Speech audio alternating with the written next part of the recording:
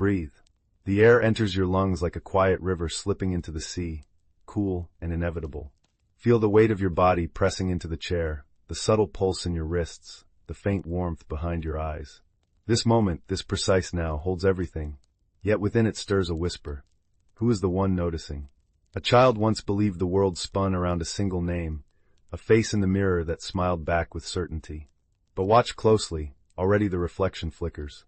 The name feels borrowed, the smile rehearsed. Something vast watches through these eyes, untouched by the story you call I.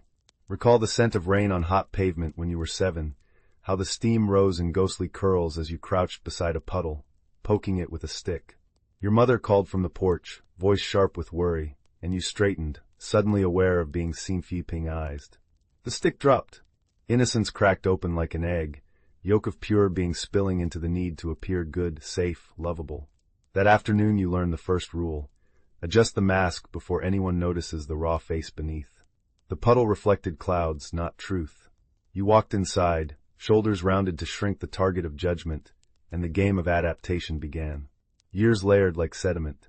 In school corridors you sensed the hierarchy before understanding it.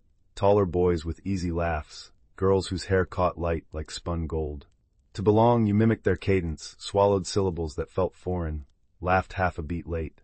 Each concession built the persona brick by brick.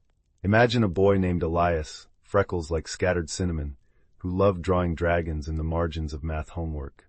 One day the class laughed when his dragon's wing tore the page. Elias flushed crimson, crumpled the paper, and never drew again in public. Instead he memorized jokes, perfected the art of timing, became the one who deflected pain with humor. The dragons migrated inward, coiling in dreams where they breathed fire that scorched his sleep. Elias grew into a man whose charm opened doors, yet every night he tasted ash on his tongue. The body keeps its own ledger. Notice the jaw that clenches during meetings, the stomach that knots before difficult conversations. These are not random. They are interest payments on the loan of inauthenticity. The persona demands vigilance. Scan the room, calibrate the smile, anticipate the next threat to the image. Energy drains like water through a cracked basin. You wake already tired, reach for coffee as armor, scroll feeds to confirm you still exist in others' eyes. The heart races for no reason, breath shallow as a bird's. Subtle exhaustion accumulates, a sediment of sighs you never voice. One winter morning, rushing for the train, you catch your reflection in a shop window and do not recognize the eyes staring back. They look hunted. The briefcase feels heavier than physics allows. On the platform, steam from a vendor's cart curls like the dragons Elias abandoned. Something inside you falters. The question arrives unbidden, soft as snowfall yet sharp as glass. What if this entire edifice is a prison I built to feel safe? The train screeches in, doors hiss open, but for a moment you cannot move. Commuters flow around you like water parting for stone. In that pause, the first crack widens. The discomfort deepens in small betrayals. You praise a colleague's idea you secretly despise, and the lie lodges behind the sternum like a splinter. You decline an invitation because the real you, messy, opinionated, afraid, might spill out. Relationships calcify into choreography. Say this, withhold that, mirror their mood to keep the peace. Intimacy becomes performance. At night you rehearse conversations that never happened, polishing responses until 3 a.m. sleep arrives in fragments, haunted by versions of yourself you executed to stay acceptable. Consider Mara, a lawyer whose arguments could fell redwoods. In court she was precision itself, voice steady as metronome. Yet alone in her apartment she paced, hands trembling, rehearsing apologies for existing. Her father had praised victory, punished vulnerability. So Mara armored up, became the blade.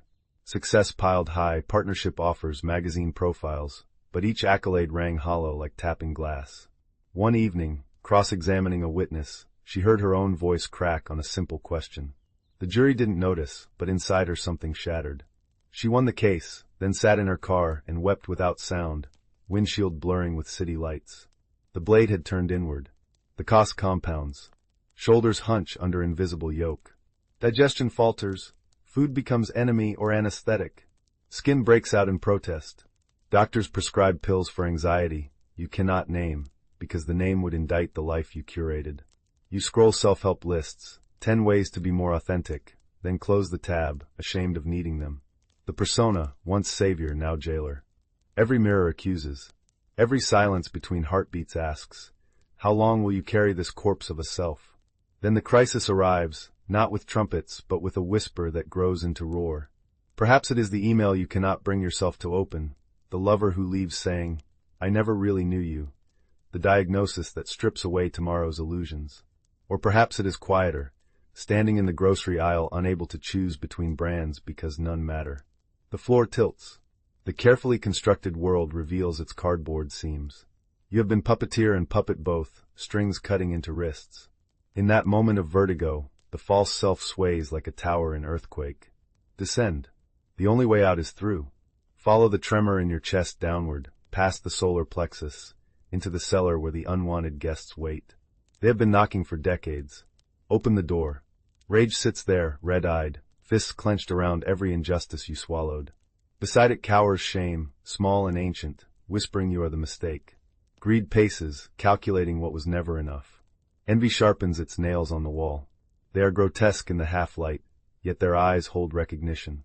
You birthed them in the crucible of adaptation, then locked them away so the mask could shine. Touch Rage's shoulder. Feel the heat, the tremor. It is the infant fury when your needs went unseen, the adolescent howl when love felt conditional. Speak to it. I abandoned you to survive. The fists unclench slightly. Shame lifts its head, tears cutting channels through grime. Remember the first time you wet the bed and hid the sheets, convinced you were broken. Greed snarls, but listen, beneath the snarl is terror of scarcity, the child who watched parents count pennies. Envy hisses, yet its poison is the ache to be chosen. Name them. Hold them. They are not invaders. They are the disowned continents of your psyche. A paradox glimmers. The more you embrace these exiles, the less power they wield in darkness. Light the lantern of awareness. Watch rage transmute into fierce protection, the dragon awakened to guard rather than burn. Shame, met with tenderness, becomes humility's quiet teacher. Greed relaxes into healthy appetite, envy into inspiration. The cellar expands into cathedral. Stone walls breathe. What you feared as monsters reveal themselves as angels in rags, wings clipped by your own denial. Now the dissolution. Let the persona soften like wax in sunlight. No need to tear it down. Simply cease the endless repair. Sit in the emptiness where the old story dissolves. Feel the spaciousness behind the eyes, the silence between thoughts. The heart, long constricted, expands like a sail catching wind. Breath deepens to the pelvis, anchoring you in flesh that asks nothing but presence. Thoughts arise, fragments of old scripts, and pass like clouds across vast sky. You are the sky, not the weather. In this vacancy, something reconstitutes, not as role but as essence. The boy who poked puddles returns, eyes wide with wonder. Elias sketches dragons on napkins again, laughing when ink smudges.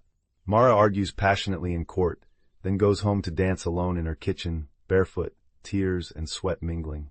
The energy once spent on vigilance now flows into creation, connection, rest.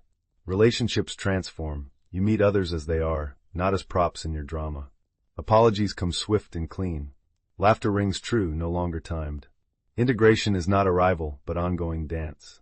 Shadows still stir. The difference is you no longer banish them. When envy flares, you inquire, what do I truly long for? When rage surges, you channel it into boundary or art. The persona remains, lighter now, a cloak you don at need, easily shed. Underneath, the naked being breathes free. Walk outside. Rain falls soft on your skin, each drop a reminder. You are the ocean wearing temporary waves. The world, once stage, becomes sanctuary. Strangers' eyes hold the same vastness you now know in yourself. Compassion flows unforced, recognizing the masks others wear as once you wore yours. Forgiveness is simply seeing the child behind the armor. You speak less, listen more, and when words come they carry weight of lived truth. Work becomes offering, play becomes prayer. Nights are deep, dreams vivid but unsticky, morning arrives like a lover long missed. This is authentic awakening, not fanfare, not certificate, but quiet revolution in every cell. The uncomfortable truth reveals its gift. The prison was always made of the bars you clutched for safety. Let them go. The door was never locked. Step through. The dragon's fly escort now, breathing light across the path.